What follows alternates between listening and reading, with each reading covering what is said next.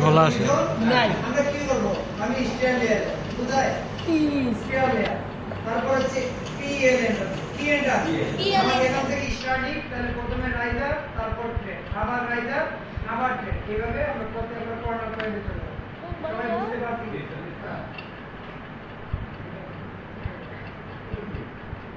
ডগলেট সিঁড়ি section same system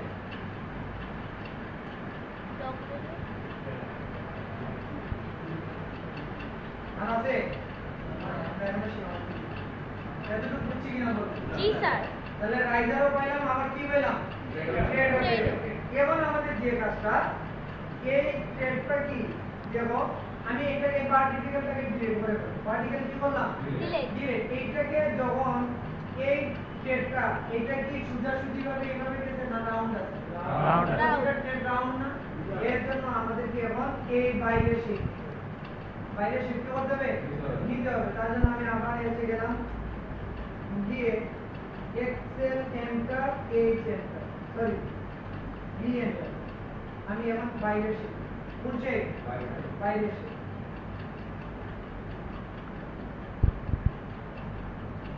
আমরা কি এতটুকু বুঝতে পারছি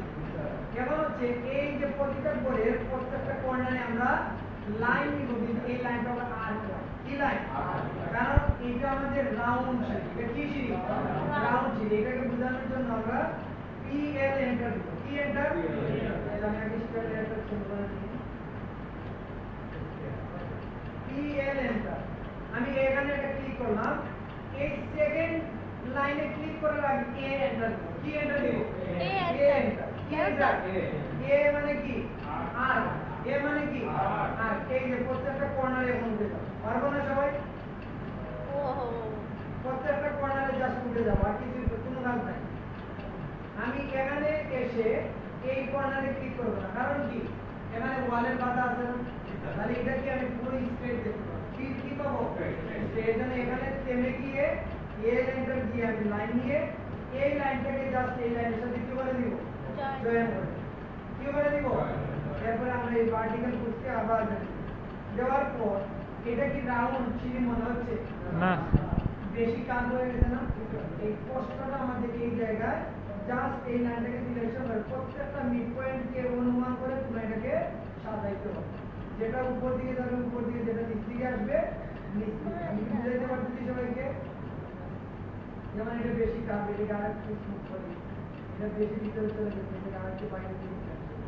এটা বেশি নেমে গেলে আর একটু উপরে তারপরে এটা একটু বেশি ভিতরে আবার বাইরে এই জিনিসটাই এখানে শুধু এখানে করতে হবে আর কিছু আমি কি সবাইকে বুঝাইতে পারছি যেমন দেখো তো তোমরা একটা অনুমান শক্তি দিতে অনুমান শক্তি যেমন আমাদের এই যে ট্রেডটা এখান থেকে এখান পর্যন্ত থাকবে বাইরে কোনো প্রয়োজন আছে আমি ক্লিয়ার একটা দিয়ে এটাকে সিলেকশন করে এটা ডিলিট দেন একটা এতটুকু বুঝতে পারছি কিনা আমি এটাকে কি বললাম এটার সাথে নেক্সট করে দিব কি করে দিব নেক্সট করে এটাকে সবাই কি বুঝতে পারছি দেখো এখন ইমাজিন বা কি বানাইতে হবে এই যে প্রত্যেকটা ট্রেড যে কার বলছে কোনাকুনিতে চলে গেছে এটাকে এই কোনাকুনি ভাবে নিয়ে আসে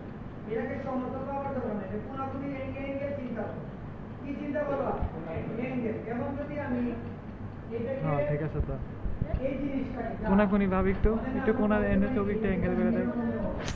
এই যে এমনি উঠে গেছে না এইটার ক্ষেত্রে এটা আমার নিচের দাব এটা কিসের দাব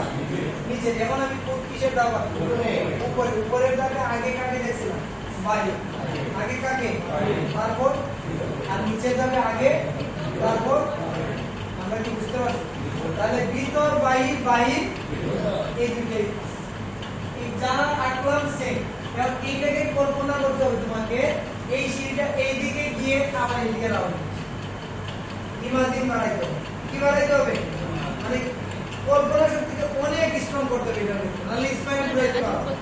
এটাকে কখনো স্ট্রেট পাওয়া যাবে না এটাকে কর্নার পাবো যেটা কর্নার টু কর্নার চলে গেছে এইভাবে আস্তে আস্তে দেখবো একটু দৃষ্টি দাও দেখবো পেয়ে যাবো একটু দৃষ্টি দিলে কি এটা চলে আসবে তোমাদের দৃষ্টি দিয়ে চলে আসবে এবং এটা আর একটু স্পষ্ট হবে যখন আমরা এটা রেলিং দিব যখন আমরা এটা কি দিব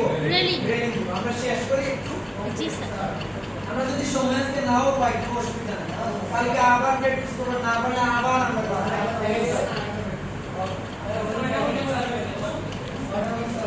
শুনো সকালকে যদি আমি 3 থেকে 4 বার করাইতে পারি তোমাদেরকে 8 বার করানি আমার ঠিক আছে তোমাদেরকে 8 বার করানো আমার কি দায়িত্ব এরা যদি এদের সার না হয়ে যদি 4 বার করে পুরো তোমাদের সার হয়ে পুরো কয়বার যাবে কথা আমাদের সাথে এটা বলে কিন্তু আর পাবো না বলে টাকা যাবে জি স্যার ওকে এখন আমরা কি করব ধরো ওকে প্রধান হবে আমরা এটাকে এখন একটু নামাবো এর একটা একটু নামাই জুম কর এত না এখন আমরা কি করব পাই নাকি ওকে প্রথমে আমরা একটা লাইন নিব এই লাইনটা এই লাইনটাকে এখান থেকে এখান দিকে দিলাম একটু বাড়ায় তাহলে অফসেট কত হবে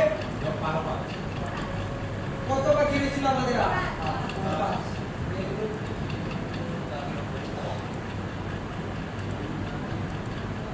5 ইঞ্চি তাই তো দিলাম লাইন দিব না লাইনটাকে প্রথম উঁচে পাঠ করবো